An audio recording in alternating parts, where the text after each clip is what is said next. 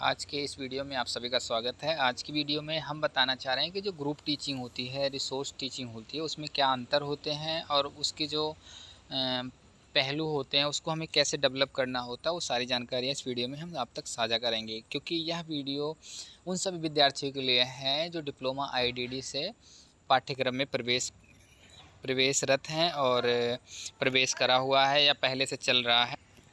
तो हम सबसे पहले बात करते हैं क्लासरूम की क्लासिफिकेशन किस तरह से किया जा सकता है। तो सबसे पहले जो आईडी के बच्चे होते हैं वो 0 से 3 वर्ष जो इनकी एज होती है, यानी कि 0 टू 3 इयर्स, तो उस एज में जो बच्चे होते हैं उनको अर्ली इंटरवेंशन में रखा जाता है। अर्ली इंटरवेंशन का मतलब होता है कि जो भी उनकी कमियां हैं या समस्याएं हैं, अगर वो जल्द से जल्द पहचाना जा सके और जिसके माध्यम से उसकी जो समस्या उसको सॉर्ट आउट किया जा सके। अगर ऐसा पॉसिबिलिटी, कई बच्चों में जो आईक्यू लेवल की समस्या होती है वो बनी की बनी रह जाती है, तो उनको फिर जो है मेंटल रिटार्डेशन के केस में लिया जा सकता है। अन्यथा और सारे बच्चों को वापस कर दिया जाता है कि आपको 2-3 महीने, 6 महीने जो भी टाइम लग सके अर्ली इंटरवेंशन में, तो उन बच्चों को अलग से एक्टिविटी कराई जाती है या बहुत सारी चीज़ें जो उनके लिए इन्वॉल्वमेंट होती है।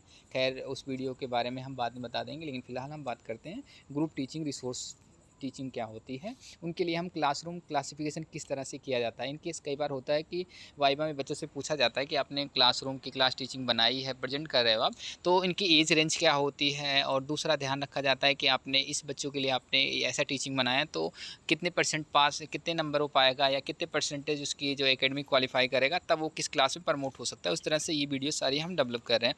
तो सबसे पहले हम बात करते हैं प्री प्राइमरी। जो प्री प्राइमरी की एज होती है, जो हमने इससे पहले बताया कि 0 टू 3 इयर्स तो अर्ली इंटरवेंशन में आएंगे। तो उसके बाद की एज होती है जो 3 टू 6 ईयर है। तो इसमें अगर बच्चा एज है, आईक्यू है, जिस हिसाब से जो साइकोलॉजिस्ट जो रिपोर्ट देगा, तो उसको प्री प्राइमरी क्लास दी जाएगी। तो अब हम बात करते हैं प्री प्राइमरी के बाद जस्ट सेकेंड क्लास दिया गया, एरो आपको दिख रहा होगा। तो इसमें यह बताया जाता है कि जो प्राइमरी का बच्चा होगा, अगर वो 80% यानी कि जो भी एक्टिविटी उसकी पर्सनल, सोशल, एकेडमिक जो भी चीज़ें सिखाई जाएगी उस सब में 80% अचीव कर लिया है या 80% प्लस 80% से ज़्यादा अचीव किया हुआ, तो उसको प्राइमरी सेकंड में जो है प्रमोट कर दिया जाता है। हम एक बार सारी क्लासेस आपको दिखा देते हैं ऑन स्क्रीन, क्योंकि प्राइमरी फर्स्ट और प्राइमरी सेकंड की बात की गई है, जो एरो के बराबर में दी गई है उसके बारे में बताएंगे। उसके बाद सेकेंडरी आता है और उसके बाद फिर आती है क्लासेस प्री वोकेशनल।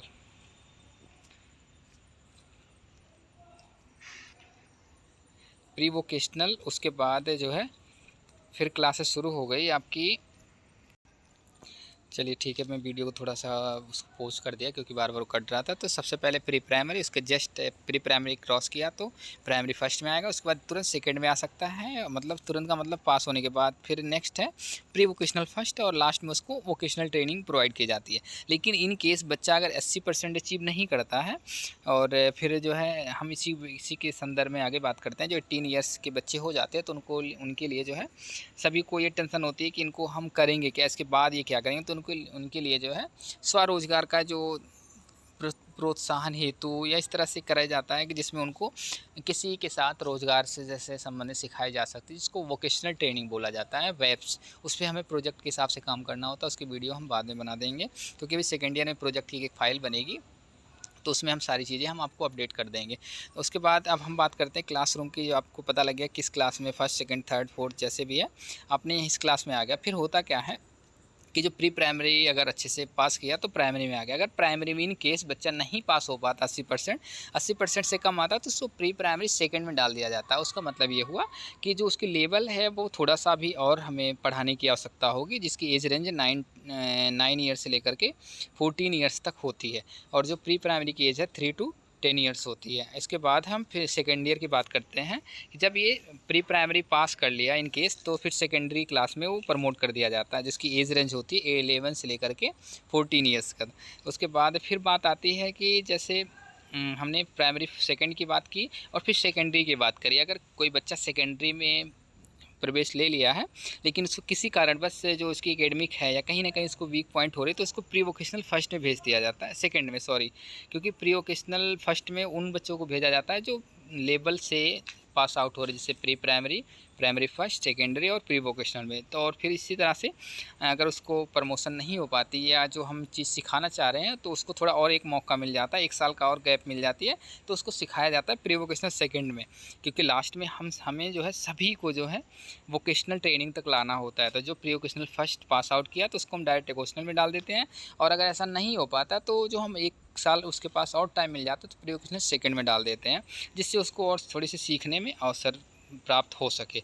इस तरह से हम जो है सभी बच्चों को व्यावसायिक प्रशिक्षण के लिए तैयार करते हैं। जो एक केस और क्लास और थे जो हम नहीं आपको दिखा पाए, तो उसमें होता क्या है कि कुछ बच्चों की आईक्यू लेवल बहुत ज़्यादा कम होती है, जिसकी वजह से उनको जो है हम एकेडमी नहीं सिखा पाते, तो उनको केयर ग्रुप में डाल दिया जाता है, जिसका नाम है केयर ग्रुप। तो उसको हम ऑन स्क्रीन नहीं दिखा सकते क्योंकि और सारी वीडियो लंबी ना हो जाए, इसलिए हम अपनी वीडियो को क्लोज़ करते हैं और समझाते हैं कि जी इस वीडियो के माध्यम से आप लोग इतना जानिए कि क्लासरूम की क्लासिफिकेशन किस तरह की जाती है।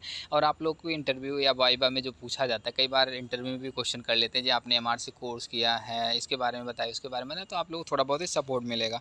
चलिए फिर मिलते हैं नई वीडियो के साथ, तब तक सभी को बहुत बहुत धन्यवाद। हमारी वीडियो को लाइक, कमेंट और शेयर जरूर करें, जिससे सभी को यह फ़ायदा हो सके।